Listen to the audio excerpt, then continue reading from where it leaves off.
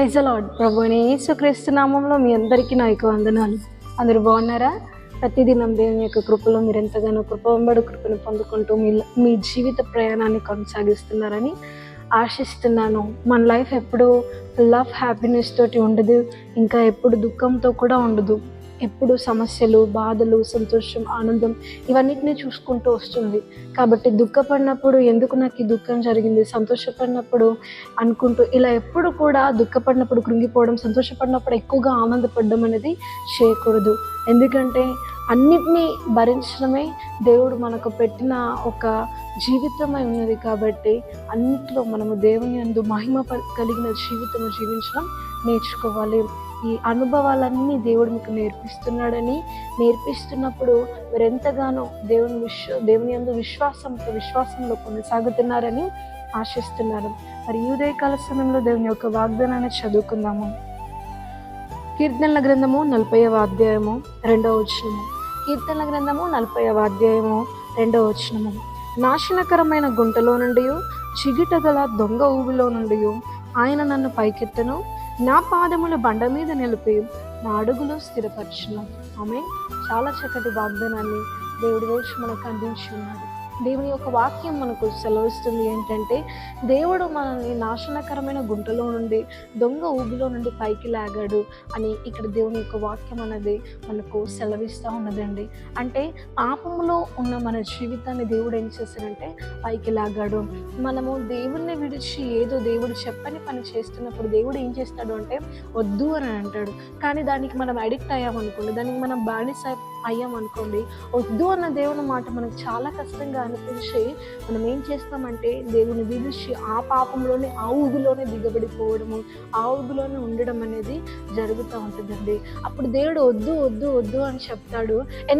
ఎందుకు వద్దు అని చెప్తాడు అంటే అది క్షణమాత్రం మనకు సుఖాన్ని ఇవ్వచ్చు ఆ ఊబిలో ఉండడము. కానీ కొన్ని రోజులైన తర్వాత దాని ప్రతిఫలం ఏంటో మనకు తెలీదు, ఆ ముందు చూపు మనకు లేదు. కానీ మనం నమ్ముకున్న యేసయ్యకు మాత్రము ఆ ఊబి అనేది మనల్ని ఎంత నాశనానికి, మన లైఫ్ని ఎంతగా డిస్ట్రాయ్ చేయడానికి అది ముందు ఫ్యూచర్లో మనకు ఎఫెక్ట్ చేస్తుందో అనేది దేవుడికి తెలుసు. కాబట్టి దేవుడు ఏం చేస్తాడు అంటే వద్దు అని చెప్తాడు.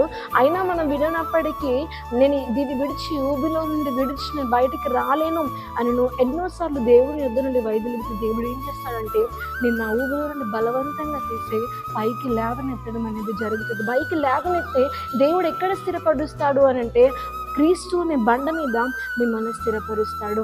అప్పుడు మీకు చాలా కష్టంగా అనిపిస్తుంది. ఎందుకు నేను ఆ ఊబిలోనే ఉంటే బాగుంది కదా, ఆ ఊబిలోనే నేను ఉంటే నా లైఫ్ ఇంకా నా ఫ్యూచర్ ఎంత బాగుంటుందో, క్షణం మాత్రమే నాకు అంత సుఖం ఉంటే నా ఫ్యూచర్ ఇంకెంత బాగుంటుందని నువ్వు అనుకుంటావు. కానీ అది క్షణం మాత్రమే మీకు సుఖాన్ని ఇచ్చి, క్షణం మాత్రమే మీ కోరికను తీర్చే తర్వాత దాని కోరిక తీర్చుకుంటుంది అని దాని యొక్క ప్రతిఫలం నీ యేసయ్యకు తెలుసు, మన యేసయ్యకు తెలుసు. కాబట్టి నువ్వు వద్దు అన్న బలవంతంగా ఆయన తీసి ఆ యొక్క వాక్యం అన్న బండ మీద, క్రీస్తు అన్న బండ మీద ఆయన నిలబెట్టడం, నీ పాదాలను స్థిరపరచడం అనేది జరుగుతుంది.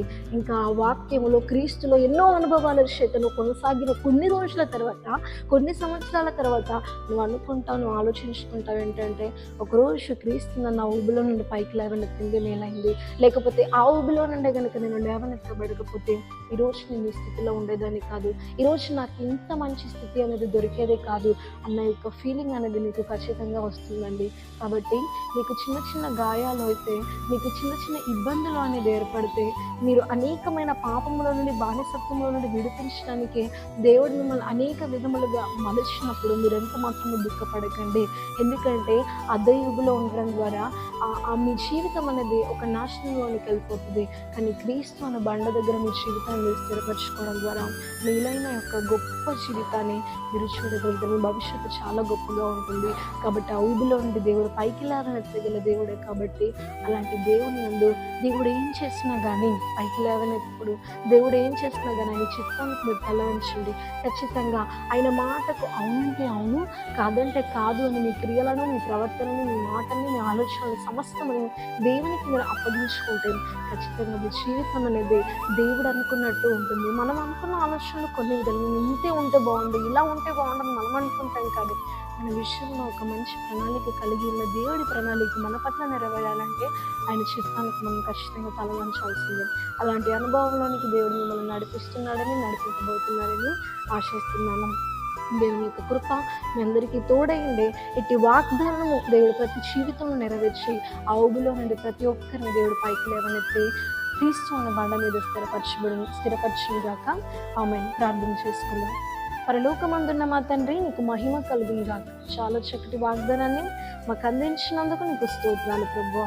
నిజంగా ఒకనాడు మా జీవితం కూడా ఎంతో పాపయుక్తమైన జీవితము, ఒక భయంకరమైన గుంటలోనికి మేము వెళ్ళిన వాళ్ళము తండ్రి, నాశనకరమైన ఊబిలోనికి మేము వెళ్ళిన వారము తండ్రి. ఆ రోజే కనుక మమ్మల్ని ఆ ఊబిలో నుండి మీరు లాగకపోతే ఈరోజు మేము ఈ స్థితిలో ఉండేవారని కాదు ప్రభువా. ఈరోజు మాకు ఈ కొత్త రూపం వచ్చేదే కాదు ప్రభువా. మా మేలుని ఆశించి తండ్రి మమ్మల్ని ఆ ఊబిలో నుండి మీరు లాగినందుకు నీకు వందనాలు చెల్లించుకుంటున్నాము. మా మేలును కోరినందుకు నీకు స్తోత్రాలు చెల్లించుకుంటున్నాము. నీ అనుభవంలో తండ్రి నీ బండ మీద మమ్మల్ని నిలబెట్టినందుకు, మమ్మల్ని స్థిరపరిచినందుకు కదలక నీకు స్తోత్రాలు చెల్లించుకుంటున్నాము. ఎన్ని జీవితాలు అయితే తండ్రి యేసయ్యా నిజంగా తమకు తెలియకుండా తమ కుటుంబాలు జీవితాలు నాశనంలోనికి వెళ్ళిపోతున్నాయి. వాళ్ళందరినీ మీరు చేత పట్టుకోండి. వాళ్ళందరికీ వాగ్దానము వెళ్ళుటకు సహాయం చేయండి తండ్రి. వాళ్ళందరినీ క్రీస్తు అని ఒక బండ మీదకి మీరు తీసుకురండి తండ్రి. ఇంకా తండ్రి యేసయ్యా ప్రభువా, మీరే ప్రతి ఒక్క కుటుంబాన్ని, ప్రతి ఒక్క జీవితాన్ని మీరు జ్ఞాపకం చేసుకోమని మహిమ ఘనత ప్రభావమును చెల్లించుకుంటూ నమ్మిన ప్రతి జీవితంలో ఒక స్థిరమైన జీవితము, నీలో స్థిరమైన జీవితము, స్థిరమైన అనుభవాలు అనేది దయచేయమని ప్రభు యేసుక్రీస్తు నామములో అడిగి వేడుకొంచున్నాము తండ్రి. ఆమేన్.